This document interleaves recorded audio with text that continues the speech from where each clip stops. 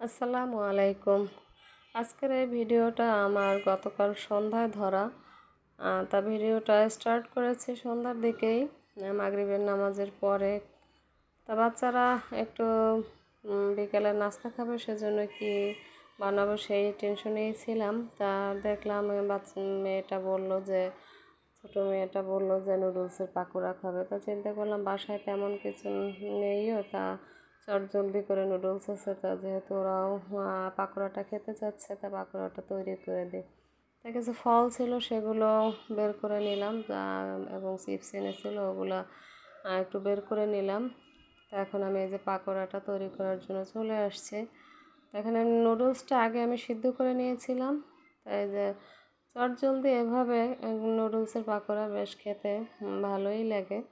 নুডলসটা সেদ্ধ করে নিয়েছি, এখন এর ভিতরে পরিমাণ মতো পেঁয়াজ, একটু কাঁচামরিচ কুচিয়ে আর একটা ডিম দিয়ে দিলাম, আর মশলাটা দিয়ে দিলাম। এখন একটা ভালো করে মাখিয়ে নিতে হবে।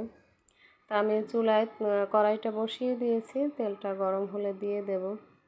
তাই যে নুডলসের পাকোড়াটা তৈরি করলে বাসার ওরা সবাই খুব পছন্দ করে, আর ওদের যেহেতু পছন্দ, সেজন্যই পাকোড়াটা এখন বানানো হচ্ছে।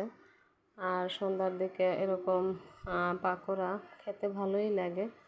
আর বাসায় যেহেতু যদি না থাকে কিছু, তাহলে এভাবে পাকোড়াটা তৈরি করে খাওয়াই যেতে পারে চায়ের সাথে, বেশ ভালো লাগে। তা ওদেরকে এই যে পাকোড়াটা তৈরি করে দেব, আর আমি একটু চাও বানাবো। তা পাকোড়াটা যে দিয়ে দিলাম, তারপরে যে দেখেন পাকোড়াটা হয়ে গেছে ভাজা, হালকা বাদামি কালার করে ভেজে নিয়েছি, দেখতে অনেক সুন্দর হয়েছে। তা ওদেরকে পাকোড়াটা দিয়ে আসলাম, ওরা খাচ্ছে।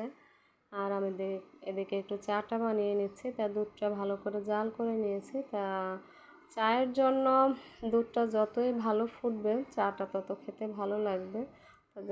দুধটা ভালো করে জাল করে নিয়েছি, এখন চা পাতিটা দিয়ে এই যে চাটা তৈরি করে নিলাম। এখন চাটা ঢেলে নেব। এখানে এই যে চাটা ঢেলে নিয়েছি, দেখতে পাচ্ছেন চাটা হয়ে গেছে আমাদের তিনজনের চা। তা আমরা মেয়েই সারাদিন বাসায় থাকি। ওর বাবা আসে অফিসে থেকে, আসতে আসতে 10টা-11টা বেজে যায়। তো এই যে আজকে আমার এই যে ভিডিওটা যদি আপনাদের ভালো লাগে, বিকেলের নাস্তার এই ভিডিওটা, তাহলে অবশ্যই লাইক দিবেন, কমেন্টস করবেন, শেয়ার করবেন। আর নেক্সট ভিডিওতে সবার সাথে দেখা হবে। আল্লাহ হাফেজ।